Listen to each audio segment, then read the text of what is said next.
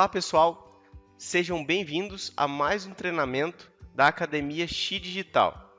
Desta vez, vamos falar um pouco sobre gerenciamento de risco, com foco na abertura de ATR. Meu nome é Plínio Gomes, eu sou engenheiro de segurança e especialista em saúde, segurança e meio ambiente da LDC. Você é seu instrutor nesse treinamento e espero que goste. Beleza, pessoal. Então, já no primeiro slide, eu queria colocar um desafio. Nesse slide, eu gostaria que vocês parassem um momento e tentassem entender um pouco o que está falando ali nessas gravuras, tá? A gente, observando a olho nu, nós estamos vendo aí uma águia, né? Uma águia que é um predador, né? Que corre aí, que anda, que voa a 80 km por hora. E naquela primeira figura, nós estamos vendo um corvo, né, que está planando sobre a águia. O interessante é que o corvo é uma presa, né? Ela é uma presa da águia. E interessante ela estar ali tão próxima, né? Na segunda gravura, na segunda figura, esse corvo já está preparando o pouso para pousar em cima da águia, que é uma predadora. E já na terceira gravura, esse corvo consegue aí pousar em cima da águia e pega uma carona com ela. Tá, pessoal? Então, na visão de vocês, o que está querendo dizer esse slide? Pausa o vídeo, um minutinho, para você pensar a respeito.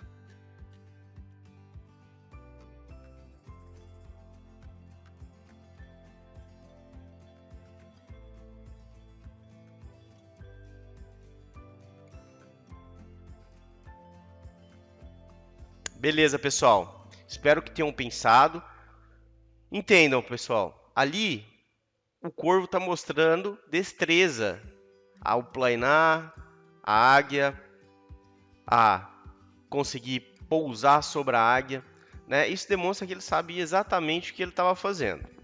Tá, pessoal? O que nos remete a pensar no nosso dia a dia, né? Nos nossos riscos da nossa atividade, da atividade do dia a dia. Pensem bem, vocês acham que é possível eliminar de vez todos os riscos das nossas operações? Que não exista mais trabalho em altura, trabalho em espaço confinado, trabalho com eletricidade, trabalho com içamento? Vocês acham que isso é possível ou não? Então, pessoal, é praticamente impossível, mesmo que nós tenhamos investido muito dinheiro, muita grana em tecnologia, em procedimento, sempre nós vamos ter que conviver com os riscos. E é exatamente isso que nós vamos ver no treinamento, né? Como que a gente pode tratar esses riscos e perigos para que eles possam fazer parte da nossa rotina, né? Que eles possam ser aceitáveis, né? Eles possam ser gerenciáveis para a nossa rotina. Tá, pessoal? Então, para isso, nós temos aí dois caminhos a seguir, tá? Então a gente tem um comportamento seguro e a gente tem aquela postura de risco, né? Então nesse momento nós temos que escolher qual dos dois que nós vamos seguir.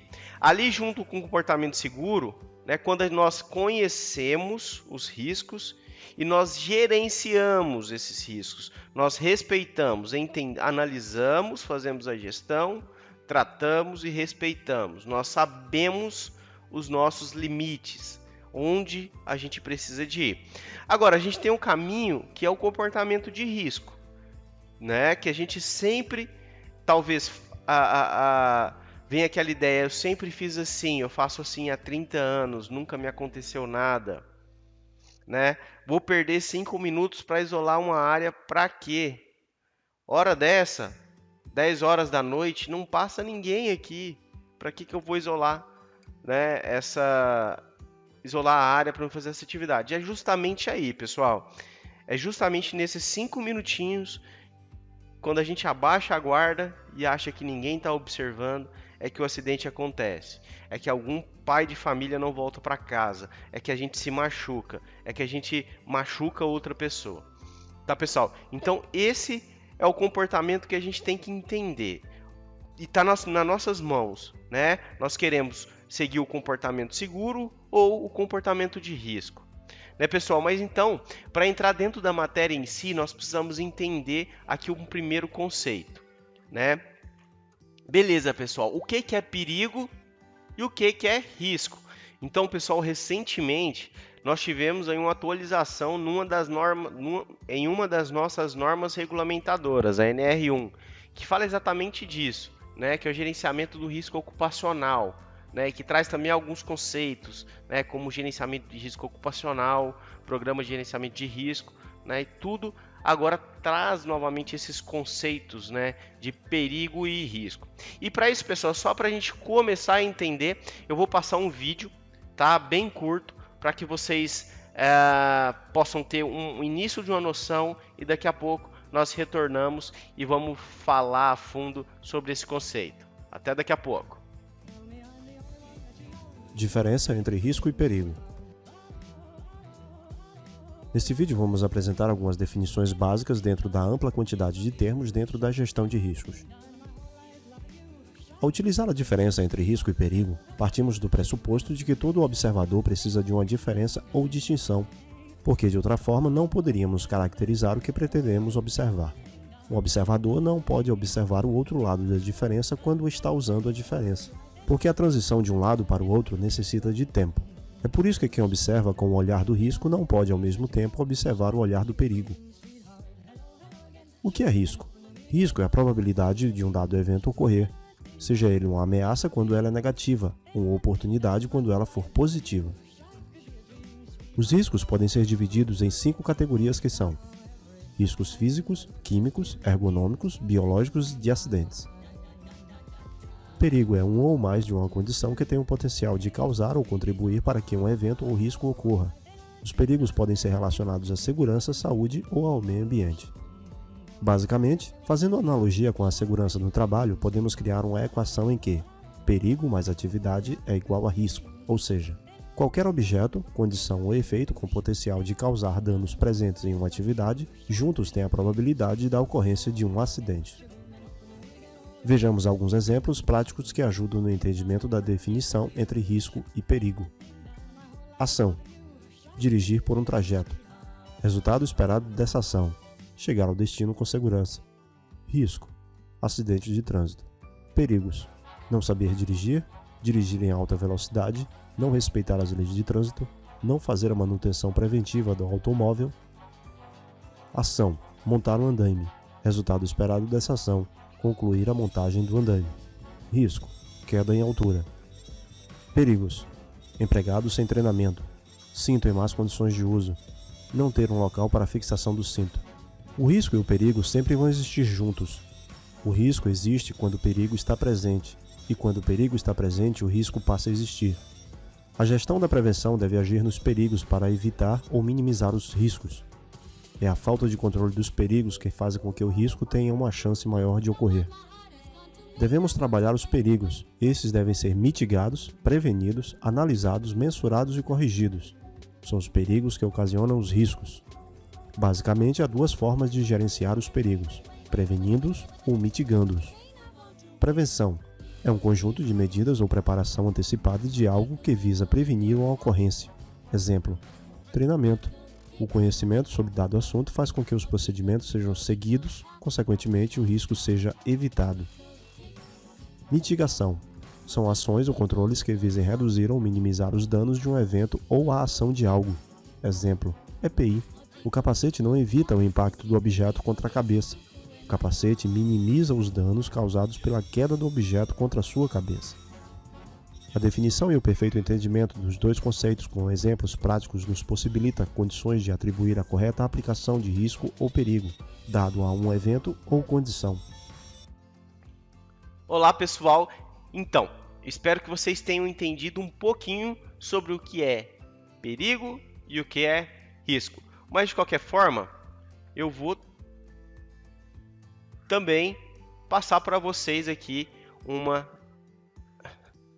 um levantamento do que pode ser, tá? Para repassar os conceitos. Então, aqui nesse slide, nós temos o perigo. O perigo é toda aquela fonte de ameaça a pessoas, integridade física das pessoas, ao patrimônio, ao meio ambiente, à produção, né, pessoal, aos nossos ativos.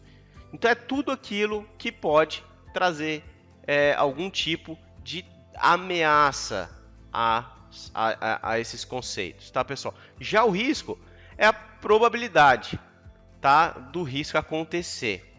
Tá? Geralmente a gente fala isso com uma forma matemática, que o risco seria a probabilidade vezes a consequência. Tá, pessoal? Então, qual que é a chance daquele perigo se tornar uma realidade? Tá? Eu gosto muito de citar o exemplo do tubarão. Imaginem só, nós temos um tubarão nadando na praia. O tubarão nadando ali próximo à praia é o nosso perigo. Mas nós temos 2 banhistas ali na praia. Entende-se que um banhista está com a prancha adentrando no mar. E um segundo banhista, ele está tomando sol na praia. Tá, pessoal? Então, observem que o perigo dos dois é um só. O perigo dos dois é o tubarão, que está lá nadando nadando na praia. Agora, os riscos, quando a gente observa pela ótica do risco, o risco dos banhistas são, mesmo que o perigo seja o mesmo, o risco é diferente. O banhista que está indo praticar surf na praia, que vai entrar no mar, está correndo um risco altíssimo, tá? Enquanto aquele banhista que está tomando sol ali quietinho na areia, o risco dele praticamente é nulo, né? O tubarão não vai sair ali do mar para pegar ele de fora. Então, pessoal, é nessa ótica mais ou menos que nós vamos começar a trabalhar essa questão da gestão do risco, com divisão aí de perigo e risco, né, pessoal? Então, aqui nós temos também a ISO 3010, né, que faz parte ali, ela é um embasamento da ISO 31000, né? Então a 31010 é um suporte que fala exatamente como nós devemos fazer a gestão ali dos nossos riscos. E nela está falando o seguinte, que nós precisamos, primeiramente, identificar os nossos riscos, analisar os riscos, avaliar os riscos, para depois nós podermos tratar nossos riscos, tá, pessoal? Então, mas o que seria isso, tá? O que seria identificação dos riscos? Pessoal, identificação dos riscos nada mais é que a gente conhecer todos aqueles riscos do nosso processo. É nós podermos ir no campo e fazermos ali o reconhecimento dos riscos daquela atividade. Se é o trabalho, se é um desembuchamento que vai ter que subir em um elevador, beleza, quais os riscos que nós temos ali? Tem um risco, qual é o risco de queda? É alto, baixo, tolerável? Né? Qual que é o risco de prensamento de membro? Né? Como é que tá as proteções daquele elevador? Então aí você vai estar identificando os riscos daquela operação. Aí nós matamos a primeira etapa, que é a identificação. Depois, nós vamos trabalhar a questão da análise do risco. Nós vamos analisar aquele risco. A gente vai pegar ele e vai entender quantitativamente e qualitativamente quais são aqueles riscos. Para quê? Para que a gente possa avaliar ele no detalhe e ver quais serão aquelas ações e quais são os tratamentos do risco. A gente chega ali na gestão final, que é o tratamento daquele risco, pessoal. Tá? Novamente, eu gostaria de passar agora outro vídeo para vocês que fala um pouco sobre gestão do risco, né? Alguns pontos de observação, e depois nós voltamos para me apresentar para vocês a matriz qualitativa de risco, que é onde nós vamos poder fazer uma avaliação mais assertiva do que é aceito, do que não é aceito durante a nossa atividade. Tá, pessoal? Então, aproveitem o vídeo, daqui a pouquinho a gente volta.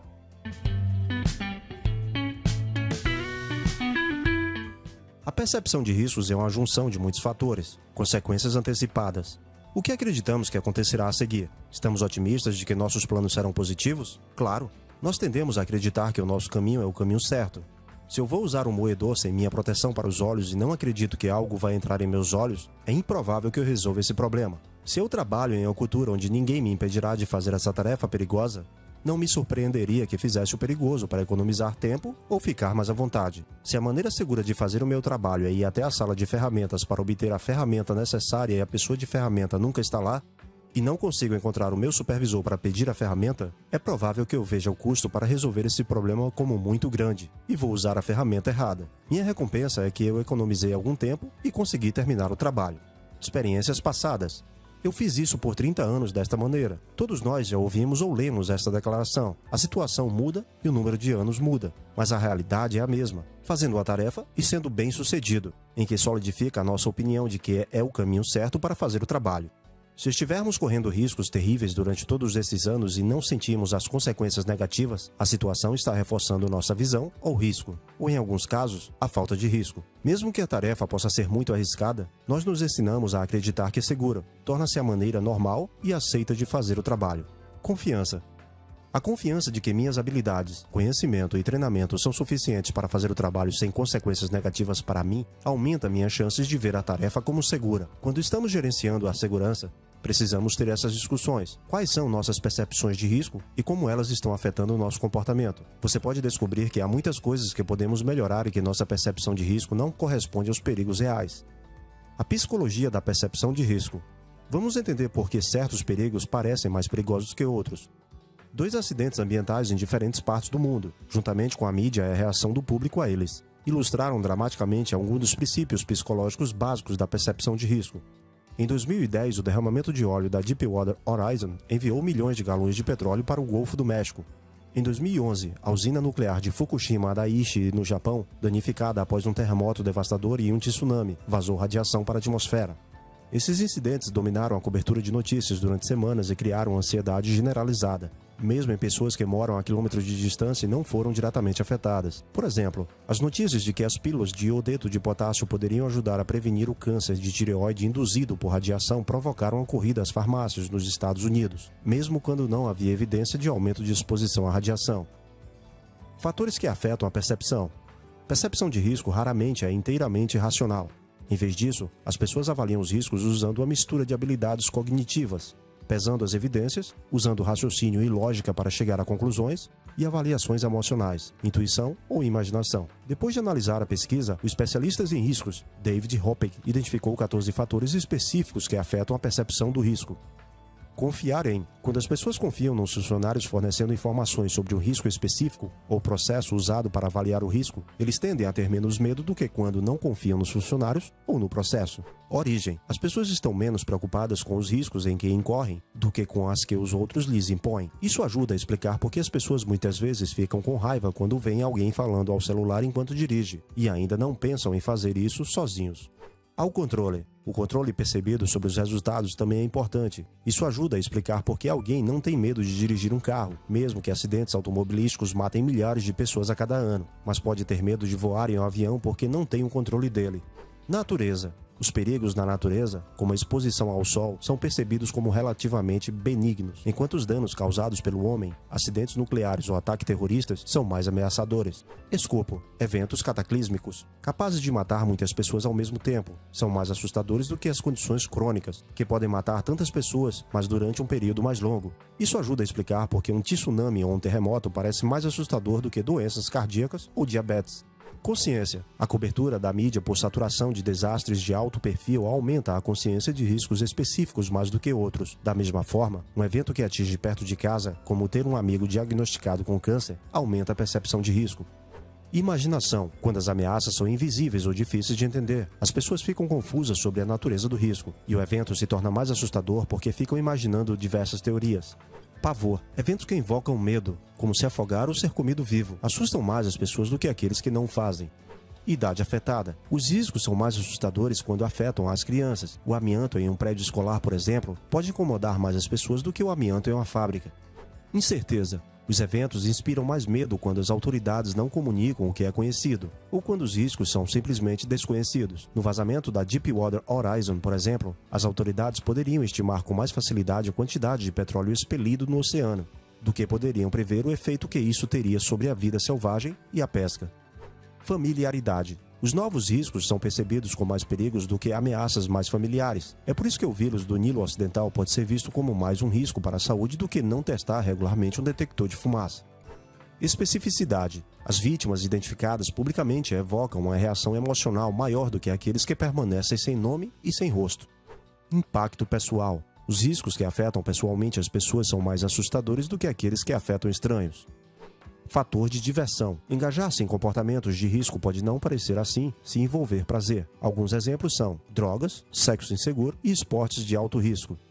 Empresas precisam entender que o fator humano é o principal motivo que pode contribuir em um acidente. Os programas de segurança nos últimos anos têm voltado sua atenção à gestão de riscos e perigos, relacionando e incorporando uma maneira mais participativa do trabalhador, porque ele é que tem a autoridade de escolher como trabalhar e até de se recusar. Uma forma muito eficiente que tem contribuído para a redução de acidentes e aumento da percepção de riscos são os programas de identificação de riscos, onde o empregado identifica um risco e registra junto à empresa.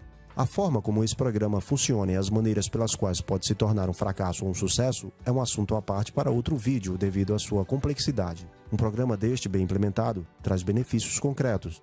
Mas e você? Isso mesmo, você já exercitou sua percepção de riscos hoje? Beleza, pessoal? Espero que tenham gostado do vídeo. Então volta para cá, volta para a tela do computador. Vamos agora conhecer a nossa matriz qualitativa de risco, tá, pessoal? Que é aquele momento em que nós paramos e identificamos o nosso risco, a característica do nosso risco. Tá, pessoal? Então essa tabela aqui que a gente está vendo é a nossa matriz qualitativa de risco. Ela tem basicamente ali duas análises. A gente tem a probabilidade, né, daquele perigo acontecer e a consequência se aquele perigo chegar a se tornar real. Vocês se lembram que um pouco atrás a gente tinha colocado em uma forma matemática para a gente chegar no nosso risco? Beleza, pessoal, é aqui que nós vamos fazer aquela fórmula matemática vai ganhar corpo.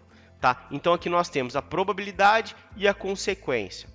Entendendo que quanto mais para cima, pessoal, a setinha tá, a classificação do risco tá, mais provável é daquele risco, daquela ameaça se tornar efetiva, daquela ameaça acontecer. Agora, quanto mais para a direita, a consequência é maior. Quando eu digo consequência, é o impacto, né? Entendendo aqui, então, a probabilidade ela pode ser rara, pouco provável, possível, provável e quase certo.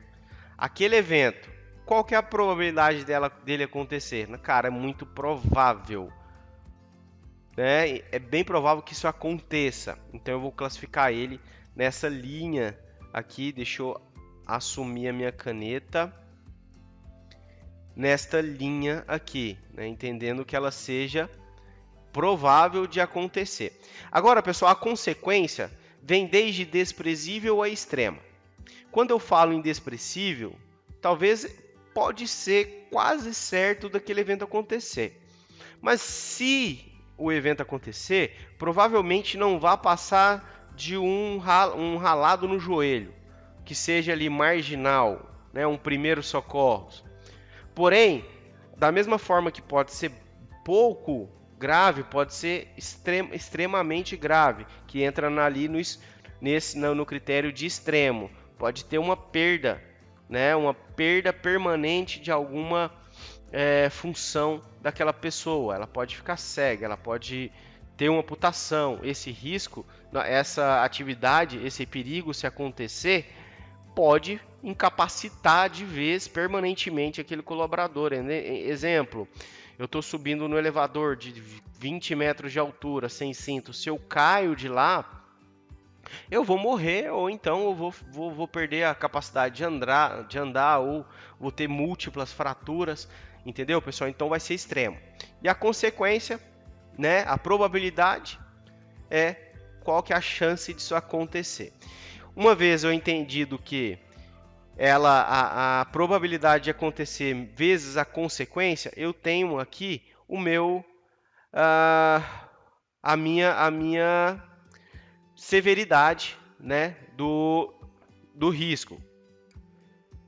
Vamos supor, então, vamos colocar como exemplo aqui uma atividade, então, subir no elevador. Subir num elevador, uma escada marinheiro de 20 metros de altura.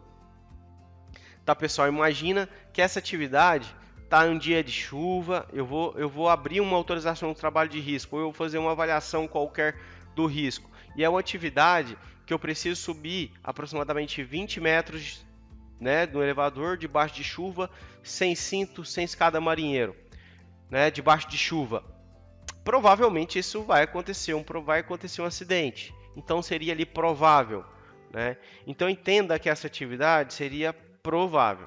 Agora, se eu cair 20 metros, né, de um elevador sem o uso de cinto, então eu vou cair sem escala ainda por cima. Qual que é a consequência? Provavelmente eu vá ou morrer ou quebrar eu vou ter múltiplas fraturas, né? Então, pessoal, provavelmente esse será extremo, tá? Uma vez que é extremo e uma vez, deixa eu mudar só a cor da minha caneta, pessoal, para a gente poder ver. Então, uma vez que é provável acontecer e as consequências serão extremas, nós chegamos aqui a uma severidade vermelha. O que é uma severidade vermelha? Ela é uma severidade intolerável, pessoal. Então, de forma nenhuma eu posso permitir com que essa atividade aconteça sem que seja tratada. Tá, pessoal? Então, na avaliação de risco, a nossa avaliação de risco vai servir exatamente para isso. Então, nós fomos na atividade, nós fomos no início da atividade, avaliamos o cenário, né? Realizamos análise daquela atividade, avaliamos ela, tá, pessoal? E agora a gente tem exatamente a nossa severidade, o tamanho do nosso risco. E nessa atividade que nós usamos como exemplo, nós temos um risco intolerável. Beleza, pessoal, intolerável. Mas essa atividade, e se ela tiver que acontecer de qualquer forma? Eu tenho que trabalhar ela para que ela aconteça. Lembra quando a gente conversou lá no começo do treinamento que é impossível a gente eliminar todo o risco das nossas atividades? Tá. Porém, a gente não pode aceitar o risco no nível intolerável. Nós precisamos reduzir esse risco para uma circunstância que nós consigamos tolerar ele. Certo, pessoal? Então tá aqui, ó. Se existe o risco, como trabalhar seguro? Nós vimos ali que é o risco intolerável. Como que a gente vai trabalhar isso, pessoal? Nós vamos tratar esse risco. Nós vamos colocar medidas de controle para que aquele risco que antes era intolerável se torne ali aceitável para nossas atividades. Tá, pessoal? Então, para isso nós temos a hierarquia dos riscos, gerenciamento do risco, tá, pessoal? Isso aqui chama barreiras de controle, tá? Que as barreiras que nós colocamos naquela atividade para que o risco que era intolerável se torne aceitável, pessoal. Certo? Então, nós temos essa opção de trabalhar na nossa gestão do risco. Entende-se ainda, pessoal, que quanto mais barreiras é colocada em uma atividade, menor é o risco. Quanto menos barreiras se coloca numa atividade, maior é o risco. Quanto mais barreiras é quebrada durante a atividade, maior o risco. Então, é simples e básico dessa forma, pessoal. Daqui a pouco, então, a gente vai entrar um pouco nas barreiras de controle, nas quebras de barreiras de controle, mas por enquanto nós vamos apenas apresentar para vocês os tipos de barreiras de controle, tá? Então aqui nesse slide nós temos 5 tipos de barreiras de controle, pessoal. Nós temos o número 1, eliminação, número 2, substituição, número 3, controles de engenharia, número 4, sinalizações e controles administrativos, e número 5, equipamentos de proteção individual, que é o nosso tão conhecido EPI. Tá, pessoal? Então, começando aqui, nós estamos simulando aqui um cenário né, de uma pessoa caminhando aí pelo parque, né, onde que tem urso, né, tem a presença de ursos ali. O cara tá caminhando tranquilo e o urso aqui aparece ao lado dele. O risco, então, pessoal, dessa cena é o ataque de urso, né? O perigo é o urso. O risco é que ele ataque a pessoa que está caminhando ali no bosque, certo? Aplicando a primeira barreira de controle que nós temos, que é eliminação, literalmente a gente dá fim no urso, né? Então aqui nós temos simulação da morte do urso, né, pessoal? Uma vez eliminado aquele risco, não temos mais risco de ataque de urso, a nossa pessoa que está caminhando aqui no parque está livre do risco.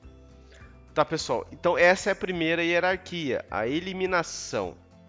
Entende-se também, pessoal, que a eliminação do risco nós conseguimos muito no início na gestão de projetos, né? Na gestão da mudança, onde que nós podemos fazer a avaliação daquela nova estrutura, ou daquela mudança de função daquele equipamento e tudo mais, para a gente eliminar os perigos, né? Assim a gente elimina o risco. Tá, pessoal? Exemplo, talvez na estruturação de um espaço confinado, um túnel que seja, um túnel de um armazém, nós trabalharmos para a desclassificação desse túnel de espaço confinado, né? Talvez trabalhar uma ventilação, uma entrada, né? Colocar uma escada 45 graus, eliminar qualquer tipo de entrada por escada marinheiro ou afins. Assim a gente consegue eliminar também o risco logo no início. Tá, pessoal? Beleza. A segunda barreira nossa de controle é a substituição. Aqui no nosso exemplo, né, da pessoa passeando no parque, nós temos a substituição de a figura do urso, para a figura do cavalo, né? Entende-se que o ataque de um cavalo é muito menos agressivo e muito menos provável que o ataque de um urso, certo? Então a gente vai estar substituindo ali os riscos, porém o cavalo ainda pode atacar, né? Então o risco ainda há, não foi eliminado, ele ainda há risco, porém menos provável, e se acontecer a consequência é menor, então vai embaixo o risco. Entenda, pessoal, outro exemplo prático que nós podemos colocar é uma manutenção dentro de um cozinhador, uma estrutura toda de metal classificada como espaço confinado. E nessa atividade nós vamos utilizar um pendente 220 volts para iluminar ali dentro daquele espaço confinado. Beleza, pessoal. 220 volts, se a lâmpada quebra e tem um contato com a estrutura, ou então um fio descascado tem um contato com a estrutura, pode trazer um acidente até mesmo fatal, né, naquela atividade. Então, pessoal, entende-se que nós podemos substituir esse pendente 220 volts por um pendente de 12 volts. Beleza, pessoal? Então, nós substituímos a energia, uma 220 e colocamos uma de 12 volts. Pode acontecer ainda o acidente? Pode, porque ainda há energia, né? Nós não eliminamos a energia. Poderia ser uma pilha de 9 volts, uma lanterna. Mesmo assim, ainda existiria a energia. Agora, a probabilidade e a consequência de um acidente com 12 volts acontecer é muito menor que uma de 220 volts. Tá, pessoal? Então, nós conseguimos aí substituir esse risco por outro risco com menor potencial e menor consequência. A próxima, pessoal, são controles de engenharia. Os controles de engenharia são medidas que nós podemos implantar, né, para isolamento, para tratamento de barreiras, também como CSDs, naquelas atividades. Exemplo, pessoal, aqui no nosso quadro aqui no exemplo do urso, nós colocamos um isolamento naquele perigo, né? Eliminando e reduzindo drasticamente o risco. Aqui, pessoal, o perigo ainda tem, né? Por quê? O urso ainda está ali, o risco ainda tem, que pode atacar ali a pessoa. Mas para isso, a pessoa teria que chegar próxima à jaula, você teria que adentrar na jaula, né, pessoal? Então ainda existe, mas porém está isolado. Outro exemplo que nós podemos falar, pessoal, sobre as medidas de engenharia, por exemplo, proteções, né? Podemos colocar proteções de máquinas, partes girantes de um laminador, por exemplo. A gente tem a correia girando ali 24 horas por dia, né, pessoal? Se tiver sem proteção e alguém colocar a mão ali, ele pode perder a mão, com certeza vai perder a mão, né, pessoal? Então, um risco altíssimo de alguém colocar a mão, e a consequência, a severidade ali daquela atividade é muito alta, ele pode perder a mão, né? A partir do momento então que nós colocamos uma barreira de controle, que é o isolamento ali daquelas engrenagens, nós reduzimos aquele risco abaixo, né? A probabilidade de alguém conseguir colocar a mão em uma máquina que está adequada a NR12 é totalmente mínima, né? Então as consequências também vão lá para baixo, e nós colocamos aquele risco, né, que antes era alto, numa situação tolerável para que a gente possa conviver com ele, tá? Beleza, pessoal. O próximo que nós temos são as sinalizações e medidas administrativas, controles administrativos. Vocês conhecem a ATR, Autorização de Trabalho de Risco, que é exatamente o foco do nosso treinamento de gestão de risco. A ATR é uma medida administrativa, um DDS é uma medida administrativa, uma sinalização é uma medida administrativa. Exemplo, a do cenário aqui do urso, tá, pessoal? Note que nesse cenário nós temos ali, ó, perigo, área com urso, corra para sobreviver. Então tá indicando que ali naquela atividade, pessoal, ali naquela região tem urso, então a pessoa já vai ficar mais esperta, né? Não vai andar em qualquer lugar, ou se andar em qualquer lugar, não vai andar desprotegido, tá, pessoal? Então essas são as medidas ali de controle administrativo. Treinamento, pessoal, exatamente isso que nós estamos fazendo agora, treinando nossos colaboradores em fazer a gestão do risco. Também é uma medida administrativa e ajuda, né, na eliminação, mitigação do risco ali no nosso dia a dia, tá, pessoal?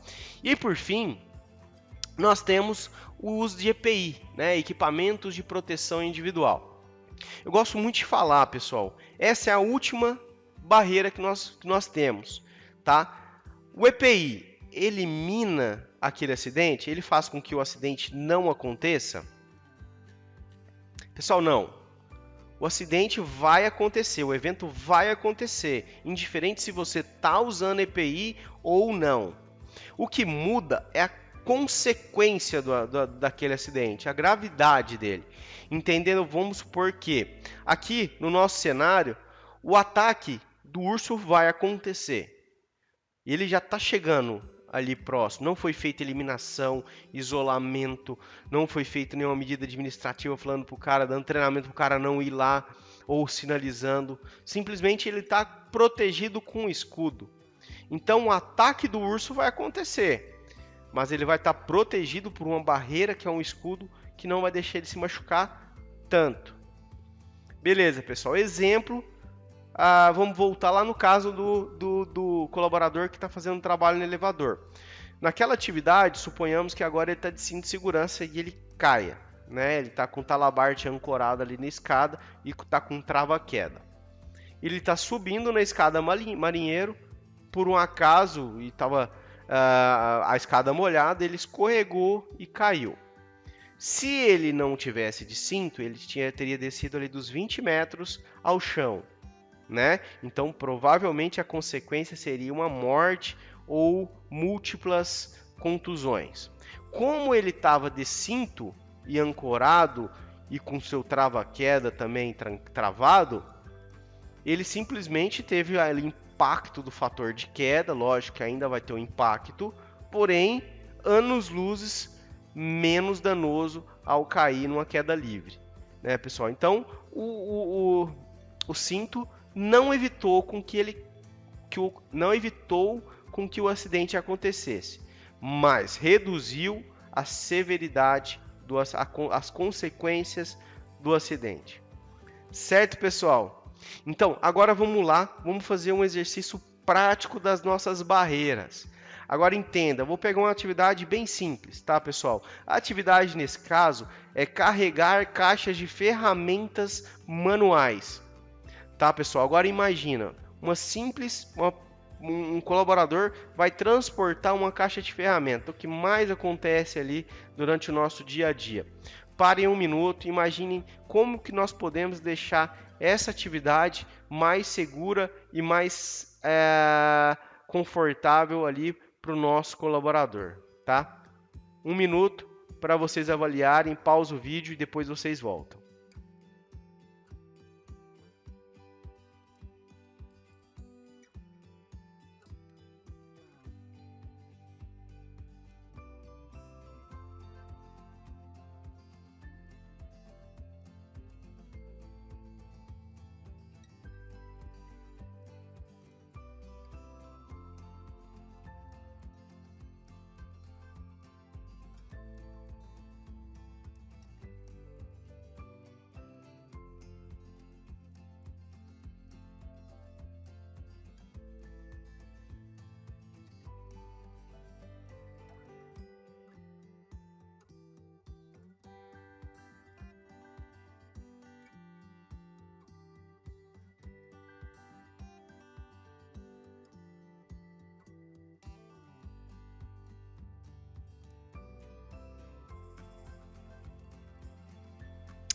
Beleza, pessoal? Espero que tenham anotado para a gente partir aqui para a nossa avaliação do risco, né? Uma atividade tão simples que é ali carregar uma maleta de ferramenta. Pessoal, então ali vamos pensar na eliminação. Para eliminar aquele risco, né? Para eliminar ali o risco, a gente deveria arrumar uma forma automática ou outra forma não envolvendo mais esse colaborador para transportar essa caixa de ferramenta. Então não é o caso, ele vai ter que transportar aquela caixa de ferramenta, então no caso da eliminação não se aplica. Agora a substituição. Talvez até daria a substituição por outras ferramentas até mais leve, né? Ou substituir aquele tipo de ferramenta, várias ferramentas por uma só, mas não foi o caso, então ainda continua a mesma caixa, a mesma ferramenta, então essa medida também não se aplica. Agora, pessoal, nós temos as medidas de engenharia, que foi a adaptação de um carrinho para que ele possa carregar essa caixa de ferramenta. Então, pessoal, note, essa caixa de ferramenta agora ela está sendo transportada com muito menos força, trazendo muito mais conforto e muito menos riscos para o mecânico ali que está conduzindo aquela atividade.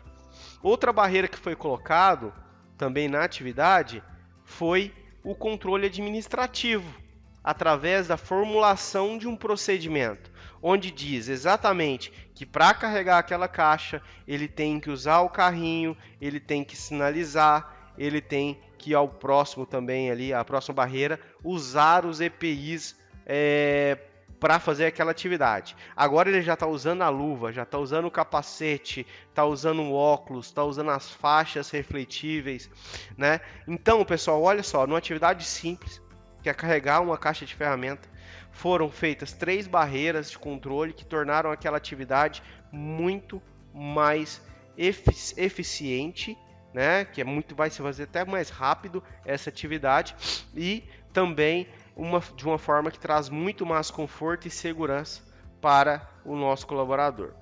Tá, pessoal? Eu coloco para vocês um desafio. Tentem avaliar o setor de vocês. Pegue uma atividade que vocês façam, né? Que vocês façam todo dia, né? Veja, avalie se está sendo realmente usadas barreiras de controle efetivas para aquela atividade. ou se há oportunidade, né, de haver uma mudança e uma implantação de alguma barreira para tornar aquela atividade mais efetiva, mais segura e mais confortável, tá, pessoal? Segundo, nós temos um pesquisador chamado Scott Geller, tá? Esse Scott Geller é tanto estudioso, pesquisador e professor também, e um grande conhecedor aí da segurança comportamental, tá, pessoal? Ele fala uma coisa bem interessante, que os acidentes, em quase toda a sua totalidade, tem mais de uma causa, tá? O que ele quer dizer, pessoal? Ele quer dizer que os acidentes acontecem exatamente porque as barreiras são quebradas. Entenda-se, pessoal, que assim como a gente já comentou, quanto mais barreiras nós quebramos, maior é o risco daquela atividade. Aqui nós temos uma simulação, né? Aqui nós temos o perigo daquela atividade e as barreiras de controle, tá vendo, pessoal? Cada uma dessa aqui é uma barreira de controle que foi feita para aquela atividade específica. Exemplo, vamos supor que essa primeira barreira fosse um isolamento.